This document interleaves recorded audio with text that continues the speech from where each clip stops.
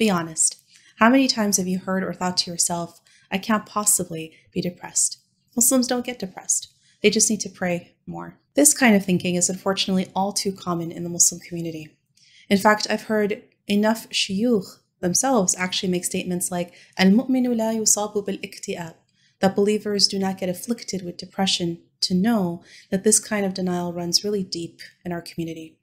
This rhetoric is incredibly problematic and actually goes against the way of the Prophet Muhammad sallallahu alaihi wasallam, as we discussed in the first video of this series. Then there's the many of us who ignore the biological, genetic, and environmental explanations for mental illnesses and instead insist that mental illnesses can only be cured spiritually.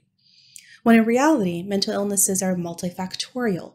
They can be any combination of biological, genetic, environmental, and or spiritual.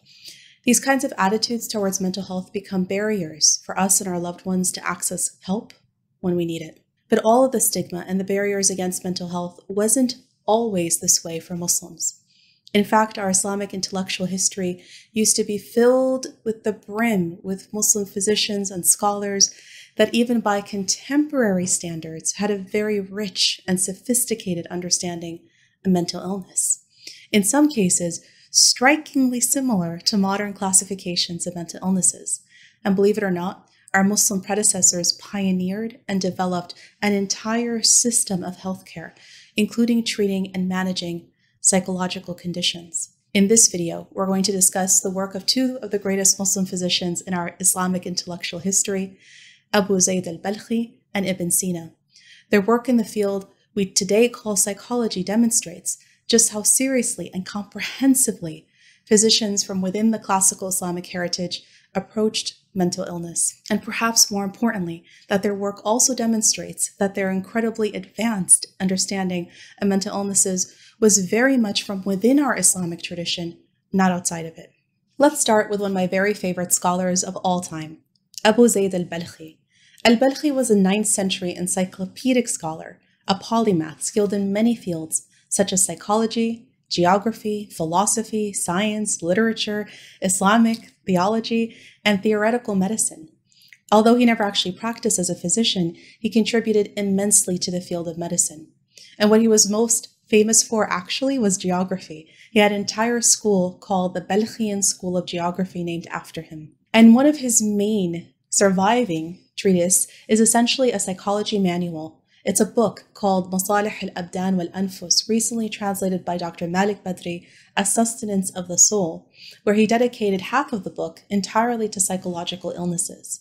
And what's striking about al-Balkhi's treatise is as a medieval text, its urgency and seriousness with which he implores the reader to grasp psychological illnesses, especially depression. Al-Balkhi argues that psychological illnesses are just as, if not more important and more serious than physical illnesses. He says this is because people are affected by their consequences far more frequently and throughout their lives, and because virtually everybody will face some symptoms at some point in their lives. Now, given the importance that Belhî took great care in refining the definitions and understanding of several psychological illnesses, and this included depression, anxiety, and even obsessive-compulsive disorder. Let's start with depression. Although depression has been, in some terms, described by Greek physicians long before him, al-Balkhi's classification of depression was considered to be pioneering.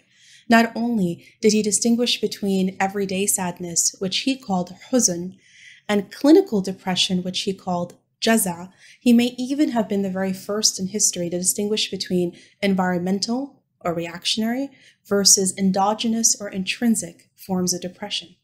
He postulated that endogenous depressive states are the result of internal biological factors rather than external environmental factors, like, for example, the death of a loved one. Even though al-Balkhi explained that endogenous biological factors, the way most physicians of his time explain them as an imbalance of the four humors, today some physicians might actually call this instead an imbalance of certain hormones or neurotransmitters. The key point here, though, is that Balkhi was able to distinguish environmental depression from a depression that was endogenous or biological in nature back in the 9th century. He may also be the very first to suggest treatments that are more effective in treating each type of depression. For example, he suggested that medications might be necessary for endogenous depression, whereas talk therapy might actually work just fine for environmental depression. And interestingly, he actually said that a combination or mixture of these two treatments are probably optimal. And that sounds a whole lot like how we treat depression today. He even described therapy for depression very similar to cognitive behavioral therapy that therapists use today. Some say that he was even the first to suggest talk therapy. Al-Belhî also had a very sophisticated understanding of anxiety.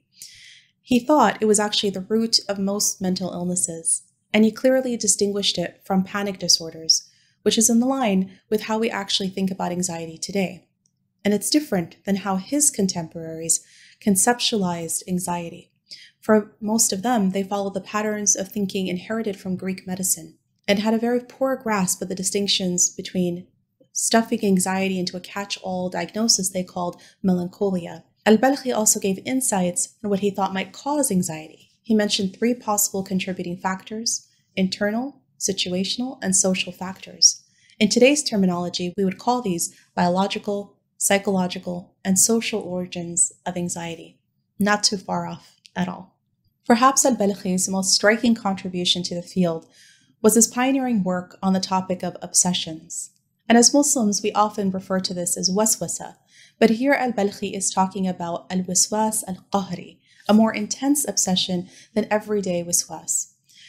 And this is where some of my own personal research comes in, because when I came across his original Arabic treatise, as someone trained in both the classical Islamic sciences and psychiatry, as I read through Belhî's manuscript, I really thought I was seeing maybe a pre-modern description of obsessive-compulsive disorder. Now, the books of history on psychology attribute the very first and very brief mention of OCD to Robert Burton in the 17th century, and say that it wasn't until the 19th century that a more complete description of OCD was found. But here was Belhî, a full millennium earlier in the 9th century, describing what looked to be a very sophisticated classification, diagnosis, and even treatment for what today we call OCD. So if you're interested in learning more about this, please check out the papers that I have on this topic that have been now reviewed and verified by historians of medicine. They have confirmed that Belhî's criteria is in astonishing harmony with obsessive-compulsive disorder found in the Diagnostic Statistical Manual of Mental Health Disorders, or the DSM, which all psychiatrists and clinicians diagnose from. And when you put Belhî's criteria side by DSM's criteria, like I did in my paper, you can clearly see that not only did he get just about every single symptom correctly, but it was in the 9th century. Even more astonishing is that modern-day psychiatrists and psychologists would immediately recognize the exposure therapy that he suggests to treat OCD. Now let's turn our attention to another giant in the Muslim intellectual world who made significant headways in the field of mental health, none other than 10th century scholar Ibn Sina. Perhaps the most famous of his hundreds of books was Al-Qanun fi al-Tibb, or the Canon of Medicine. This was the main textbook taught in European medical schools all throughout until the 18th century. And like Belhî before him, Ibn Sina took mental illnesses very seriously. He proposed causes and experimented with treatments. His discussion of psychosis in the Canon of Medicine clearly demonstrates this. Where many of his contemporaries recognized psychosis as parts of other commonly discussed conditions, like the catch-all phrase melancholia that we talked about before, they hadn't yet classified or understood it as a separate condition. By contrast, Ibn Sina describes independent condition that he calls junun mufrit, where he's understood and saw a form of psychosis independent from other conditions. So it is clear that he appreciated the distinctions between this type of junun and other types, like manic depressive psychosis, for example, as well as mania that comes from rabies and other conditions that he dedicated separate sections to in his book. Now, in the Western world, this distinction and classification was not accomplished until schizophrenia was first discussed and conceptualized as a distinct mental illness in the late 19th century. And in terms of causes, Ibn Sina suggested that psychosis originated from the midbrain, His proposal was that the cause was neurological and not due to the four humors or other liquids in the body, and this was revolutionary and far ahead of his time.